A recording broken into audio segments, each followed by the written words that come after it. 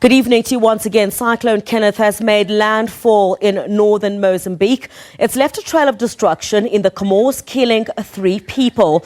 Violent winds of up to 140 kilometers per hour lashed the East African island nation. The cyclone has brought with it strong winds and torrential rain to Mozambique before heading to Tanzania. Now, correspondent Daniel Kijo now joins us from Dar es Salaam. Hi, Daniel. Good evening to you. I think great concern this evening. We know that Cyclone Kenneth has already lashed the Comoros and is heading towards Tanzania. What is the situation in that country at the moment? Are preparations well underway to deal with the possible impact?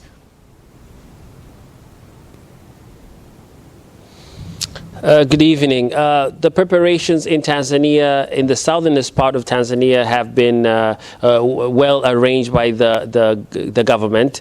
The whole day, the government had been moving people from coastal areas or areas near the ocean, the sea, to dedicated areas like the airport, in schools and other places that are elevated. The latest report from the regional commissioner in Mtwara, which is the most southern city region of Tanzania, which we expected to be hit with Cyclone Kenneth in the worst way, he told me that they have released citizens to go back to their homes, but to be on alert in case the cyclone hits towards tomorrow morning. So it seems it could be that the worst might have evaded really hitting these regions of Lindi and Mtwara. Of course, as you said, Comoro has been a different story, but for Tanzania so far, there have been steady rains, and now as I speak, I've just finished getting reports that the rain has stopped,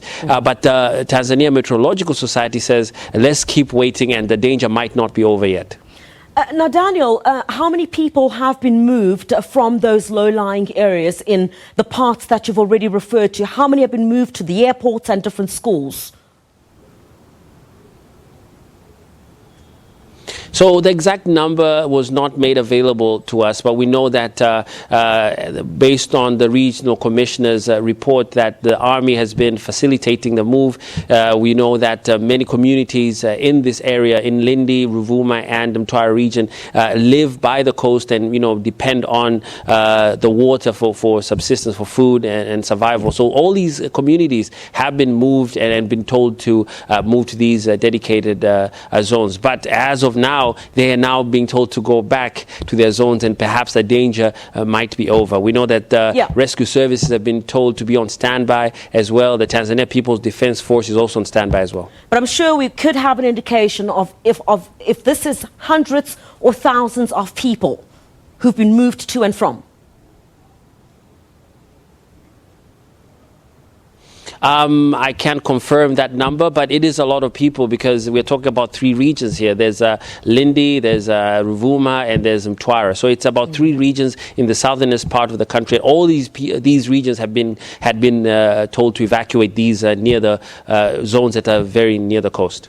So all indications at this stage seem to be that it's still a bit safe at this time as people are being moved back to their areas. But is there some concern at this stage that perhaps, Tanzanians should wait a little bit and possibly see in the next couple of hours how all of this will unfold before such measures are taken to basically put the country in the clear at this time?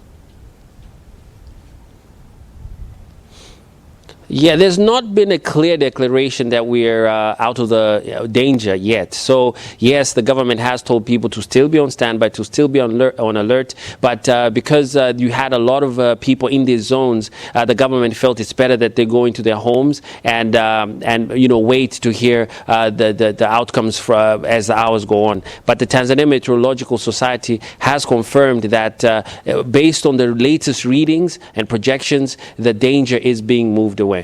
So you've got also aid organizations that we spoke about yesterday, you and I, who are also putting plans in place to ensure that the necessary material in terms of aid, if it's possible or if it's needed, if the cyclone does hit those various areas. Any new word from them at this stage, if they're moving some of this aid, blankets or whatever it may be, to the different areas that might be affected?